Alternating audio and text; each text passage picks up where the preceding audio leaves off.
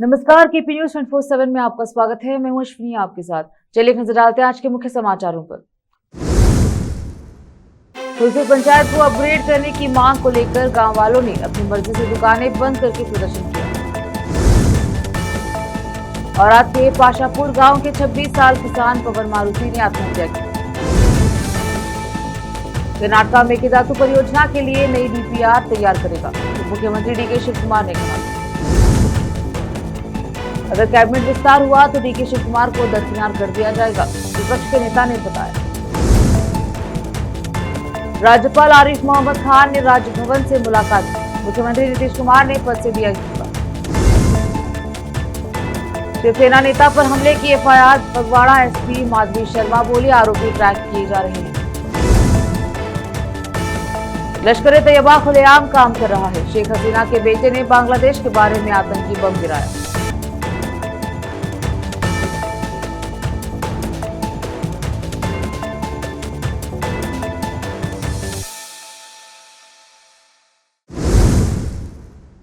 समाचारों का सिलसिला शुरू करते हुए देखते हैं समाचार विस्तार से।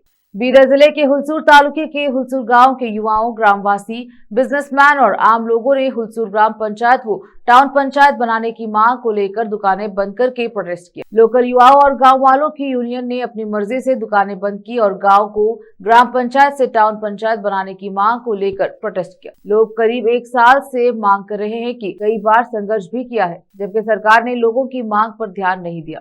अब प्रदर्शन ने गंभीर रूप ले लिया है। सभी गांव वालों ने अपनी मर्जी से दुकानें बंद की और प्रदर्शन में हिस्सा लिया। जुलूस अलम प्रभु से शुरू हुआ और गांव की मेन सड़कों से होते हुए लक्ष्मी चौक, गांधी सर्कल, बसवन्ना कट्टी और हुलसूर मेन रोड से होते हुए तहसीलदार के ऑफिस तक के नारे लगाते हुए विरोध प्रदर्शन निकाला गया। हुलसूर के लोगों ने मांग की है कि सरकार तुरंत हुलसूर ग्राम पंचायत को अपग्रेड करके टाउन पंचायत करे। हुलसूर तहसीलदार के माध्यम से राज्य के मुख्यमंत्री सिद्धरामैया को एक अपील पत्र दिया गया। गांव के नेताओं, युवाओं, महिलाओं ने और कई अन्य लोगों ने प्रदर्शन में हिस्सा लिया। कैमरामैन पुपराज का कवरेज। बीदर जिले के औराद तालुके के कोटा बी ग्राम पंचायत के पाशापुर गांव के 26 साल के पवन मारुति ने मंगलवार को हर्बल दवा खाने के बाद ब्रिम्स अस्पताल में आखिरी सांस ली। हाल ही में हुई बारिश से फसल खराब हो गई थी। वह कर्ज से परेशान था और उसने अपने खेत में हर्बल दवा खा ली थी। मामले की जानकारी मिलने के बाद गाँव के बुजुर्गों ने उसे ब्रिम्स अस्पताल से आगे के इलाज के लिए 6 दिनों तक हैदराबाद के एक प्राइवेट अस्पताल में रखा। डॉक्टर की सलाह पर उसने बिना कोई इलाज करवाए बीदर के ब्रिम्स अस्पताल में आखिरी सांस ली। उसकी शादी को 2 साल भी नहीं हुए थे। भीम आर्मी और आज के तालुका अध्यक्ष गौतम मैत्रे ने मीडिया से बात करते हुए कहा कि उनके परिवार में 6 महीने की बच्ची, पत्नी और बुजुर्ग माता पिता हैं। कैमरामैन पुपराज का कवरेज। पवन ಏನ್ರಿ ಬದುಕೊಂಡ್ರಿ ಹ್ಞೂ ರೀ ಪಂಚಸದೇನ್ರಿ ಇವತ್ತು ತುಂಬ ಒಂದು ದುಃಖದ ಸಂಗತಿ ಏನಪ್ಪ ಅಂತಂದ್ರೆ ಔರಾದ್ ತಾಲೂಕಿನ ಕೌಟಾ ಬಿ ಗ್ರಾಮ ಪಂಚಾಯತ್ ಅಡಿಯಲ್ಲಿ ಬರ್ತಕ್ಕಂಥ ಪಾಶಂಪುರ್ ಗ್ರಾಮದಲ್ಲಿ ಯುವ ರೈತ ಪವನ್ ಅಂಥೇಳಿ ಒಂದು 25ರಿಂದ 26 ವಯಸ್ಸು, ಪವನ್ ತಂದೆ ಮಾರುತಿ ಅಂಥೇಳಿ ನಮ್ಮ ಪರಿಶಿಷ್ಟ ಪಂಗಡದ ಯುವಕ ರೈತ. ಸುಮಾರು ವರ್ಷಗಳಿಂದ ಇವನೇನಂದ್ರೆ ತಂದೆ ತಾಯಿಗೆ ಇರ್ತಕ್ಕಂಥ ಒಂದು ಹೊಲದಲ್ಲಿ ಏನಂದ್ರೆ ಬಿತ್ತನೆ ಮಾಡ್ಕೊತಾ ಬರ್ತಾಯಿದ್ದ. ಇತ್ತೀಚೆಗೆ ಏನು ಮಳೆಗಾಲ ಆಯಿತು, ಅದರಿಂದ ಸುಮಾರು ಅವ್ರ ಬೆಳೆಗಳನ್ನು ಹಾನಿಯಾಗಿ ಆಮೇಲೆ ಬೇರೆ ಬೇರೆ ರೀತಿಯಿಂದ ಏನಂದ್ರೆ ಅವ್ರು ಗೊಬ್ಬರ ಅದು ಇದೆಲ್ಲ ತಂದು ಏನಂದ್ರೆ ಹೆಚ್ಚಿಗೆ ಸಾಲ ಮಾಡ್ಕೊಂಡಿದ್ದ. ಸುಮಾರು ಸಾಲ ಒಂದು 5ರಿಂದ 6-7 ಲಕ್ಷ ರೂಪಾಯಿ ಸಾಲ ಆಗಿತ್ತಂತ. ಮನೆಯಲ್ಲಿ ತಂದೆ ತಾಯಿಗೂ ಸ್ವಲ್ಪ ಗೊತ್ತಿತ್ತು, ಆದರೂ ಕೂಡ ಯಾವುದೋ ಕಾರಣದಿಂದ ಏನಂದ್ರೆ ಯಾರಿಗೂ ಮನೆಯಾಗ ತಿಳಿಸಲಿಲ್ಲ. ಹಾಗಾಗಿ ಏನಂದ್ರೆ ಇತ್ತೀಚೆಗೆ ನಂತರ ದಿನಾಂಕ 10/11/2025 ಸುಮಾರು ಒಂದು 3-4 ಗಂಟೆಗೆ ಏನಂದ್ರೆ ಔಷಧಿ ತಗೊಂಡು ತಮ್ಮ ಪಾಶಂಪುರ ಗ್ರಾಮದ ತನ್ನ ಸ್ವಂತ ಹೊಲದಲ್ಲಿ ಏನಂದ್ರೆ ಔಷಧಿ ತಗೊಂಡು रोकते हैं समाचारों का सिलसिला, लेते हैं छोटा सा ब्रेक।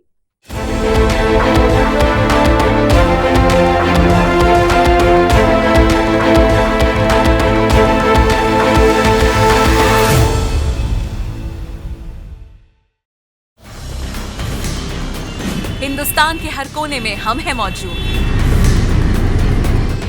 24 घंटे हालात पर गहरी नजर, खबरों से जुड़े चुपते सवालात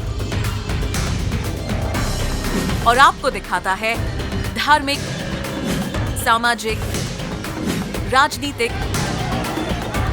लोकल और इंटरनेशनल न्यूज की सबसे बेहतर कवरेज। जो आपको रखती है हर पल बाखबर। देश और दुनिया भर की खबर के लिए देखते रहें केपी न्यूज 24/7।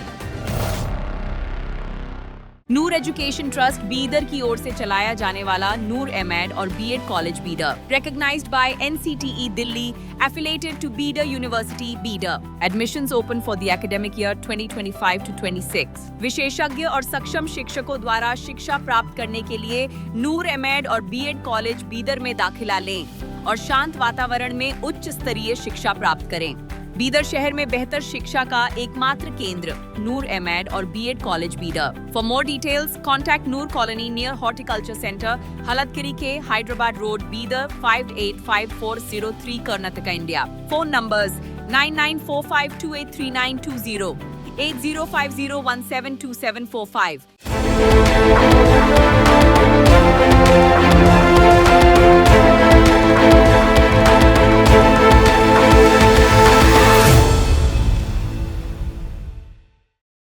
ब्रेक के बाद स्वागत है आपका। देखते हैं समाचार देश के।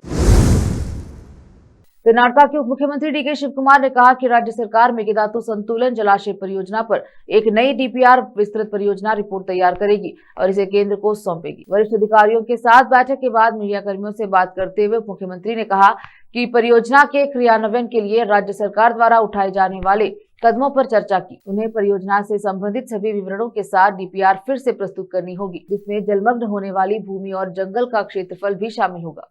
जल संसाधन विभाग का भी प्रभार संभाल रहे शिव कुमार ने कहा कि राज्य सरकार पिछली रिपोर्ट की कमियों को दूर करने के बाद एक नई रिपोर्ट पेश करेगी। उन्होंने बताया कि सरकार ने हारोबेले में मेकेदातु कार्यालय खोला है और रामनगर में मुख्य अभियंता और CCF का एक अलग कार्यालय बनाया गया। I'm very happy today Karnataka government is organizing this great international event. A city, you have seen this city, air-conditioned city, a city with innovation, a city with talent, a city with the future of the world. I'm so proud that almost 60 countries have participated today here, and they are all looking at Bangalore. And let us all join together. Thousands of speakers are here today. They are discussing for the next 3 days.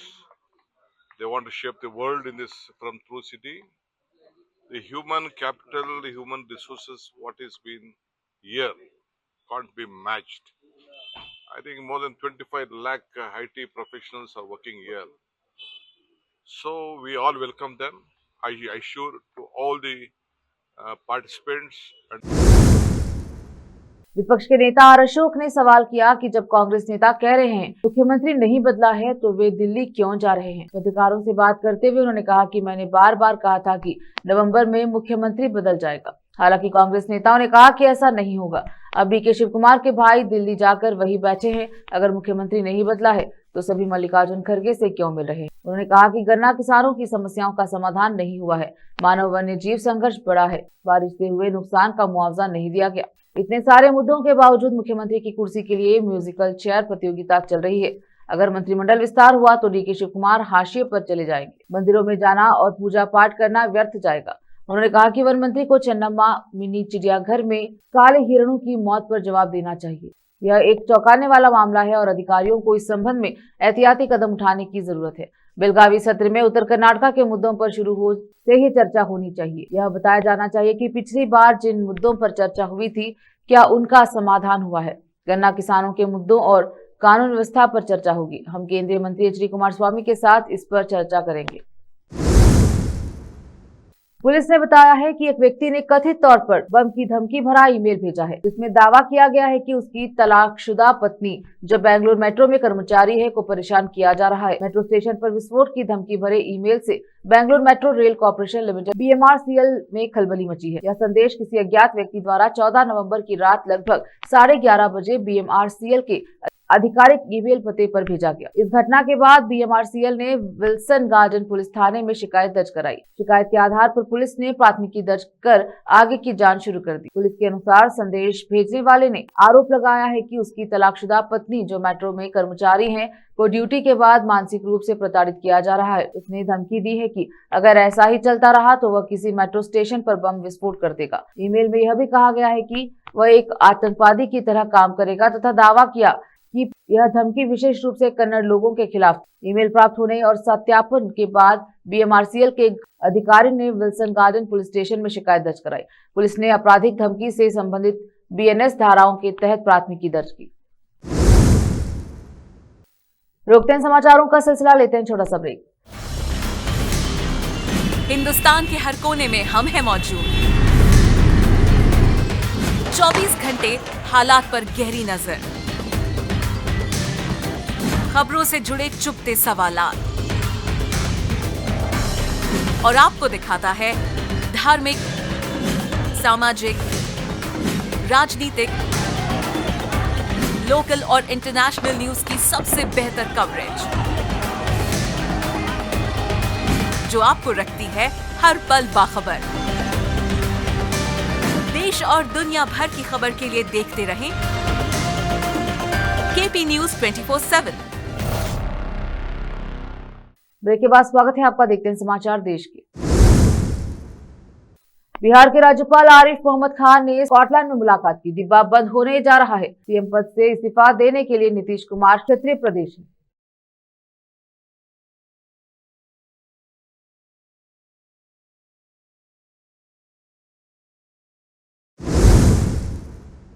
Phagwara में शिवसेना के वरिष्ठ नेता इंद्रजीत करवाल और उनके बेटे Jimmy Karwal पर स्थानीय गौशाला बाजार में हुए जानलेवा हमले पर फगवाड़ा एसपी माधवी शर्मा ने कहा कि एफआईआर दर्ज कर ली गई है और आगे की कार्यवाही जारी है।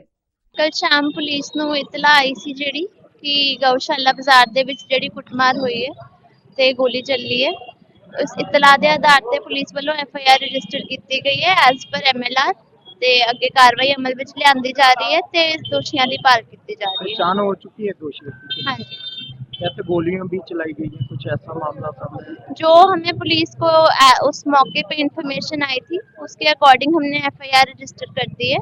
बाकी मामला अभी तफ्तीश करी जा रही है पुलिस के द्वारा, तो वो मैटर ऑफ कोई इन्वेस्टिगेशन। गिरफ्तारी हुई अभी तक गिरफ्तारी नहीं है, हमारी टीम्स लगी हुई हैं and we are close. Shiv Sena नेता का कहना था कि 3-4 दिन पहले ही आपको उन्होंने कंप्लेंट दी थी कि ये लोग मेरे बेटे को मारने की कोशिश कर रहे हैं। ध्वजारोहण समारोह पर बोलते हुए श्री राम जन्मभूमि मंदिर निर्माण समिति के अध्यक्ष नृपेंद्र मिश्रा ने 19 नवंबर को कहा कि कुल मिलाकर 7 झंडे होंगे, एक मुख्य मंदिर गुबंद के लिए और शेष 6 अन्य मंदिरों के लिए। सुरक्षा व्यवस्था के बारे में हमें विशेष रूप से बताया गया था कि मंदिर में आने वाले सभी आम लोगों के साथ सुरक्षा कर्मियों द्वारा सौहार्दपूर्ण व्यवहार किया जाना चाहिए। कार्यक्रम के दिन लगभग 15 झांकियां प्रदर्शित की जाएंगी। हम सुनिश्चित करेंगे कि कोई परेशानी न हो, क्योंकि भीड़ प्रबंधन के लिए उचित व्यवस्था की गई है। प्रधानमंत्री के साथ सीएम योगी आदित्यनाथ, आरएसएस प्रमुख मोहन भागवत और राज्य के राज्यपाल भी होंगे। उनके साथ लगभग 7000 वीआईपी मेहमानों के आने की उम्मीद है। उनके ठहरने के साथ साथ उनके मंदिर दर्शन के लिए उचित व्यवस्था की गई है।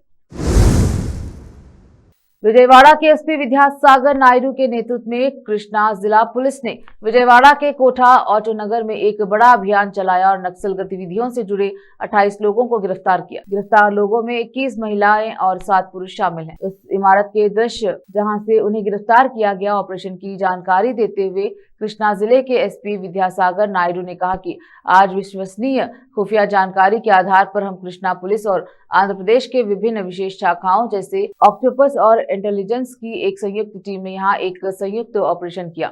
उस संयुक्त अभियान के हिस्से के रूप में हमने माओवादियों की टीम का पता लगाया। उनकी संख्या 28 है। वे कुछ दिनों से यहाँ छिपे हुए थे। हमने उन्हें निगरानी में रखा था, सही समय पर उन्हें उठा लिया। इन 28 में से 21 महिलाएं और 7 पुरुष हैं। हमें पता चला है कि ज्योति नामक एक महिला के नेतृत्व में देवी जी संरक्षण शाखा की एक विशेष टीम है। 9 सदस्यीय टीम विशेष टीम है। बाकी छत्तीसगढ़ से भागकर यहाँ आए हैं। हमारी प्रारंभिक जानकारी के अनुसार वे यहाँ कुछ अपराध की योजना बना रहे हैं। फिर से रोकते हैं समाचारों का सिलसिला, लेते हैं छोटा सा ब्रेक। हिंदुस्तान के हर कोने में हम हैं मौजूद। 24 घंटे हालात पर गहरी नजर, खबरों से जुड़े चुपते सवालात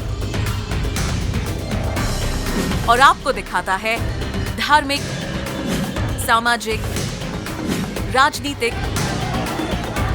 लोकल और इंटरनेशनल न्यूज की सबसे बेहतर कवरेज, जो आपको रखती है हर पल बाखबर। देश और दुनिया भर की खबर के लिए देखते रहें केपी न्यूज 24/7। ब्रेक के बाद स्वागत है आपका। देखते हैं समाचार अंतर्राष्ट्रीय। बांग्लादेश के पदस्थ प्रधानमंत्री शेख हसीना के प्रत्यर्पण अनुरोध पर उनके बेटे सजीव वाजेद ने एनआई से कहा कि मुझे लगता है कि वे भारत सरकार अच्छी तरह जानते हैं कि इस प्रत्यर्पण अनुरोध को कैसे संभालना है। मुझे नहीं लगता कि भारत सरकार इस तरह के अवैध अनुरोध का जवाब देगी। मुझे भारतीय लोकतंत्र और कानून के शासन में उनकी आस्था पर पूरा भरोसा है। भारत को वास्तव में चिंता यूनूस शासन का समर्थन करने वाले जमाते इस्लाम की होनी चाहिए। उन्होंने उन दसियों हजार आतंकवादियों को रिहा किया है जिन्हें हमारी सरकार ने दोषी ठहराया है और जेल की सजा सुनाई। उन्होंने उन्हें रिहा कर दिया। लश्कर तैयबा अब खुलेआम काम कर रहा है। उन्होंने श्रेय लिया है और दिल्ली में हुए हालिया आतंकी हमले के लिए बांग्लादेश स्थित उनकी शाखा से संबंध पाए हैं। प्रधानमंत्री मोदी शायद इस समय बांग्लादेश से होने वाले आतंकवाद को लेकर बहुत चिंतित हैं। Unelected government staying in power for over a year and a half. Everything has been done undemocratically. Tens of thousands of political prisoners behind bars. We currently have over 100 members of parliament being held as political prisoners with no investigations, no trials. I think the biggest two pieces which seem to sort of trace back to ISI were that the protest movement, one, received a lot of funding. I suppose a lot of this was USAID as well. However, the one thing that a lot of the protest, you see that there were militants that infiltrated the protests. Without a doubt, these weapons had to have been supplied from somewhere in the subcontinent, and the only possible source is ISI. India has always been a good friend, and in the crisis, India has essentially saved my money. राष्ट्रपति Donald Trump ने 18 नवंबर को Saudi crown Prince Mohammad बिन सलमान के साथ Oval office में बैठक के दौरान कहा कि संयुक्त राज्य अमेरिका सऊदी अरब के साथ रक्षा समझौते पर पहुंच गया है। And the defense agreement, have you reached agreement on that? We pretty much have. Question for the Crown Prince, if I could just finish. We have reached agreement on that. Okay. I wanted to ask you about the direct talks between the United States and Iran. Have you been fully briefed on that, and are you concerned at all about how this might impact Saudi security interests? Well, we are close ally. We'll be working closely together on that issue, and we will do our best to help to reach a deal between the United States of America and Iran. And we believe it's good for Iran's future to have a good deal that will satisfy the region and the world and the rest of America. So we will do our best to see that day happen. And by the way, Iran does want to make a deal. I can say I think they very badly want to make a deal. I am totally open to it, and we're talking to them, and we start a process. But it would be a nice thing to have a deal with Iran, and we could have done it before the war, but that didn't work out. And something will happen there, I think.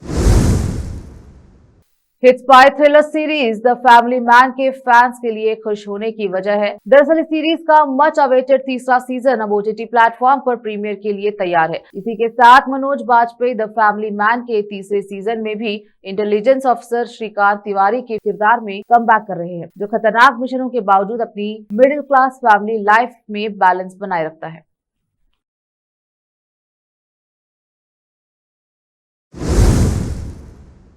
फिर से एक नजर आज की सुर्खियों पर।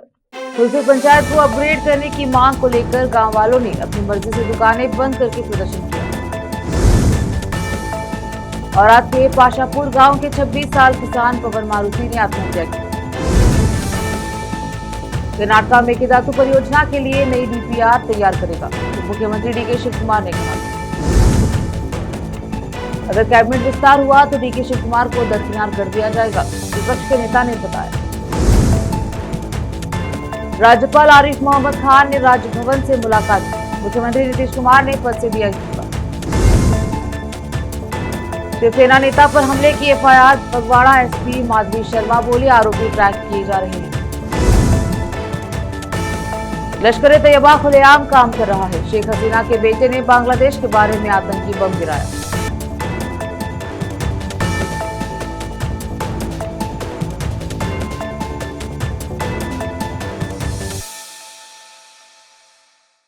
KP news के bulletin में अब तक के लिए इतना ही। देखते रहिए केपी न्यूज 24/7। अन्य जानकारी के लिए चैनल को लाइक शेयर सब्सक्राइब जरूर करें। धन्यवाद।